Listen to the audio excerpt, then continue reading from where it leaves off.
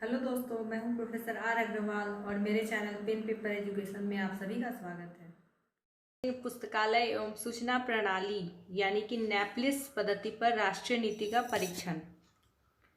दोस्तों, वीडियो अंत तक देखिएगा और अगर पसंद आए तो लाइक एंड शेयर जरूर कीजिएगा। तो चलिए शुरू करते हैं। पुस्तकालयों की उन्नति एवं सूचना प्रणाली सेवा को प्रोत्साहित एवं उन्नत करने तथा उसके समन्वय एवं विकास के लिए कई विशिष्ट पुस्तकालयों, प्रलेखन केंद्रों एवं सूचना केंद्रों की स्थापना की गई। इसी संबंध में राष्ट्रीय नीति भी बनाई गई। पहले इन पुस्तकालयों में सूचना प्रणाली या तकनीक अलग अलग थी और इनमें पारंपरिक तालमेल का अभाव भी था।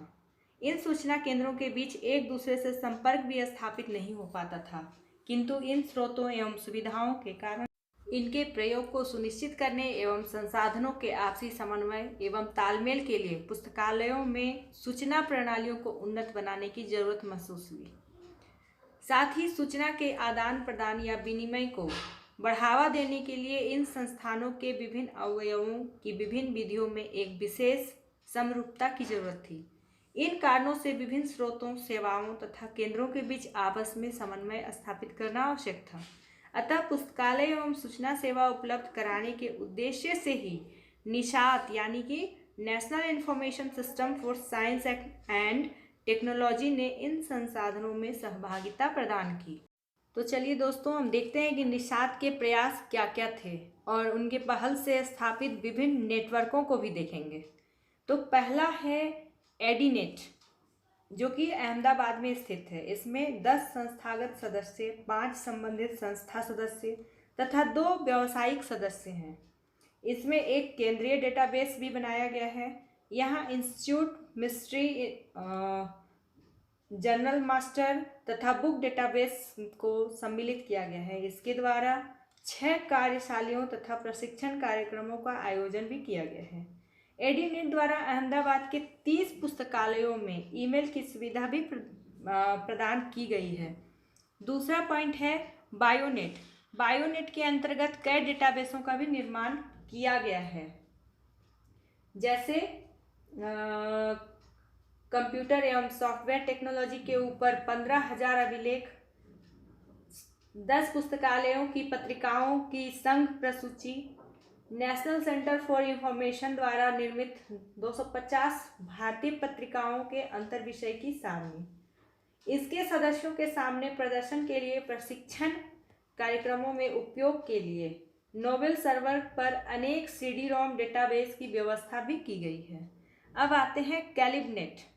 इसमें कोलकाता में नेटवर्किंग की द्विमुखी प्रणाली अपनाई जाती है। इसके सदस्य पुस्तकालयों के लिए संघ प्रसूची प्रदान करते हैं, प्रलेखों के पूर्ण पाठ का विवरण भी प्रस्तुत करते हैं, साथ ही अनेक डेटाबेस सेवाएं भी प्रदान करते हैं। अब आते हैं डेलनेट। इसके सदस्य पुस्तकालयों के लिए स्वनिर्मित मतलब खुद से निर्मित 4 डेटाबेसों को ऑनलाइन उपलब्ध कराते हैं। वर्तमान में दिल्ली के 100 पुस्तकालय इससे जुड़े हुए हैं। इन पुस्तकालयों को संस्थागत सदस्य बनाया जाता है। साथ ही 10,000 से अधिक पठन सामग्रियों का भी संग्रह है। जिन पुस्तकालयों का संकलन संग्रह 10,000 से कम होता है, उन्हें सहयोगी संस्था के रूप में पंजीकृत कर लिया जाता है। इसके सदस्य भारत के अतिरिक्त विदेशों में भी हैं। डेलनेट द्वारा सदस्यों को एयरनेट के माध्यम से ईमेल की सुविधा भी दी जाती है। इसके द्वारा राष्ट्रीय स्तर पर प्रशिक्षण कार्यक्रमों का संचालन भी किया जा रहा है। अब आते हैं मैलिबनेट। मैलिबनेट की स्थापना Mysore city library consortium MCLC द्वारा 12 जून 1995 को की गई थी। मैसूर जैसे छोटे से शहर में स्थापित यह प्रथम नेटवर्क है। यहाँ CFTRI मैसूर के निदेशक की अध्यक्षता में एक उच्च स्तरीय समन्वय समिति का गठन किया गया। इसकी सूचना मिलने तक 16 संस्थाएं इसकी सदस्यता ग्रहण कर चुके थे। यहाँ के पुस्तकालयों के संग्रह को कंप्यूटरीकृत किया जा चुका है और सॉफ्टवेयर का निर्माण भी उपभोक्ताओं की ऑनलाइन सुविधा के हिसाब से किया गया था। यहाँ सदस्यों को ईमेल सुविधा भी उपलब्ध की गई थी। अब आते हैं पुणे नेट।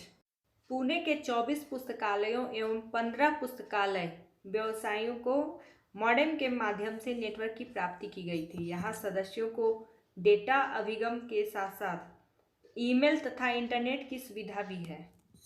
यहाँ सदस्यों के लिए निम्न डेटाबेस भी उपलब्ध है, जैसे सभी सदस्य पुस्तकालयों के प्रलेख संग्रह की सूची कर सकते हैं, पुणे स्थित पुस्तकालयों तथा सूचना केंद्रों में नवीनतम पत्रिकाओं की संघ प्रसूची तैयार कर सकते हैं, प्रकाशकों तथा पुस्तक विक्रेताओं से संबंधित डेटाबेस भी तैयार किया जा सकता है। इसके अलावा सूचना तथा पुस्तक विक्रेता डेटाबेस भी तैयार किया जाता है। साथ ही SDI सेवा के लिए संदर्भ सामग्री के उच्च स्तरीय सार का संस्करण भी तैयार है। इसके अलावा अंतर्राष्ट्रीय अनुदान तथा स्वास्थ्य विज्ञान में सहभागिता के लिए भी डेटाबेस तैयार किया गया है। अब आते हैं ईमेल कनेक्टिविटी में। निषाद द्वारा अपने सूचना केंद्रों तथा लाइब्रेरी नेटवर्क संस्थानों के साथ ईरनेट द्वारा ईमेल की सुविधा दी गई। इस माध्यम से इन केंद्रों के बीच स्रोत साझेदारी बढ़ाई जाती है, साथ ही उपभोक्ताओं के बीच की सेवा भी देख ली जाती है।